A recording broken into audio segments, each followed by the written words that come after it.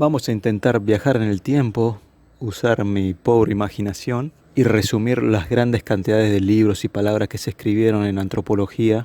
Y vamos a ver cuánto de cierto tiene mi teoría de por qué el hombre existe gracias a que se diferencia de los primates porque hemos consumido grandes cantidades de carne, en especial animales con grasa. Entonces vamos a tener que hacer uso de nuestra memoria de las series de televisión, de los documentales, de lo que vimos en la vida, de nuestra experiencia, de cuando fuimos a algún lugar que era el campo, la naturaleza o la montaña, y utilizar toda esa información para verificar, comparar y analizar la historia que les voy a contar, que es el resumen de la historia de la humanidad. Ejercitemos ese sexto sentido atrofiado que brilla por su ausencia en nuestra cultura, que es la imaginación, ya que todo lo dejamos en manos de los otros, de las órdenes que vienen de las instituciones, de los medios de comunicación, de lo que dice el vecino. Entonces, al ser un animal muy gregario, el hombre tiene mucho en cuenta lo que dice el grupo, tiene mucho más en cuenta la opinión del grupo que la opinión nuestra individual. Por eso está siempre muy criticada la visión individualista. Ser individualista es ser revolucionario, es poner en discusión siempre muchas cosas, y esto lo hace poca gente, los hacen los escritores, los hacen los filósofos, los hacen las personas que tienen muchísima información a su disposición para comparar muchos cabos, muchas informaciones, muchos datos. Entonces, imaginémonos por un tiempo que estamos en la prehistoria. Imaginémonos.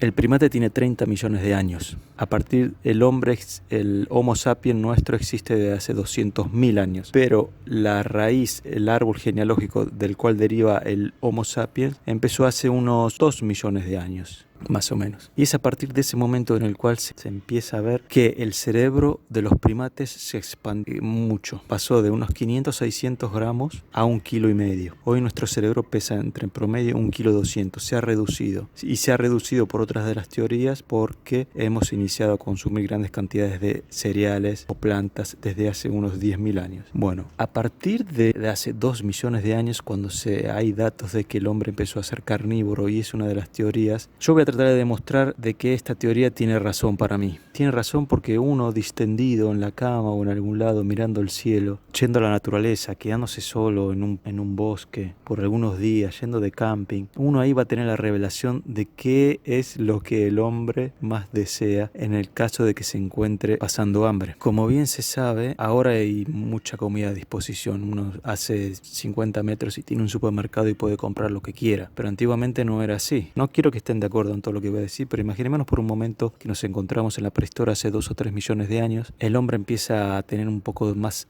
de habilidad que los primates, baja del árbol, y cuando baja del árbol observa a otros animales que se comen entre ellos, los insectos, otros animales más potentes, las hienas. Ya existían animales predadores, carroñeros, los pájaros, cómo comían entre ellos carnes, y mientras otros primates se la pasaban masticando 8 horas al día kilos y kilos de verdura, de plantas, de hojas, de frutas. Y está aquí que seguramente por una combinación química algo hizo una chispa en algún organismo y empezó a notar que comiendo carne se sentía más fuerte.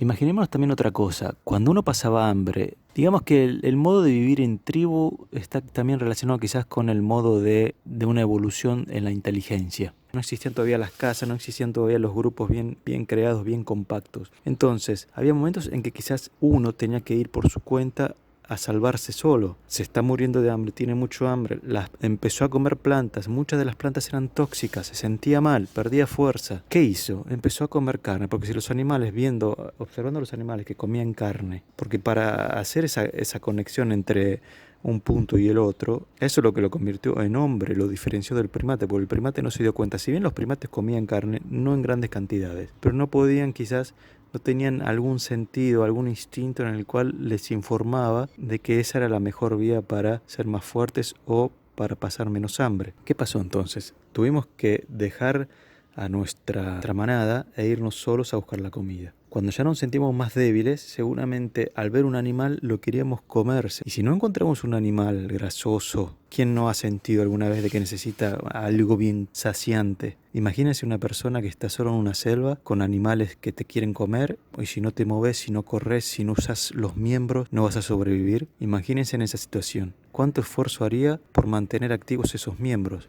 Y esos miembros se dio cuenta de que los podía mantener activos gracias a una alimentación carnívora porque tenían muchos nutrientes. Ok, yo salto directamente al final, pero en el medio pasaba esto. Si había escasez de alimentos, seguramente había muchos grupos de seres humanos, digamos, o primates distribuidos en la selva. Entonces, si no encontrábamos un animal que era factible de ser cazado, matado, para que nos alimentemos, seguramente nos tropezamos en el camino con algún animal herbívoro, que puede ser un primate o un hombre, digamos, un vegano que no quería comer, entonces, o una mujer vegana que se encontraba ahí comiendo verduritas, plantitas, castañas, frutos secos, que vaya a saber que no creo que había ahí en la jungla, y que estas personas seguramente no eran tan fuertes como los animales carnívoros, porque si uno observa los animales carnívoros, muchos son rápidos, veloces, otros son un poquito más lentos, pero son muy fuertes, porque tienen quizás unas enzimas, unos modos de procesar los alimentos de las plantas, como pueden ser los hipopótamos, los elefantes, que es distinto al organismo de los primates. Entonces, en ese momento decidimos entre comer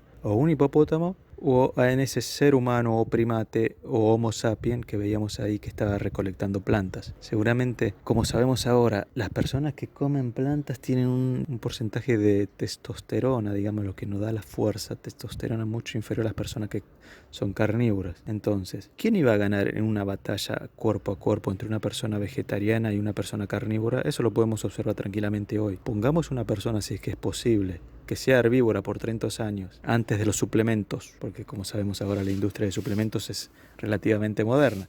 Pensemos en una persona que realmente comía plantas que crecían en su jardín, contra una persona que comía animales. Cuando se encontraban entre ellos, ¿quién piensa que iba a ganar en la lucha en esta batalla por la vida? Entonces, a el hombre seguramente al inicio habrá sido caníbal, porque ahí no había leyes morales, no había ninguna religión, no había nada sagrado en ese momento. La religión es muy tardía, tendrá unos 5.000 años, 6.000 años como máximo. Llamo religión también a todos esos rituales quizás paganos, en esa creencia de los poderes de la naturaleza.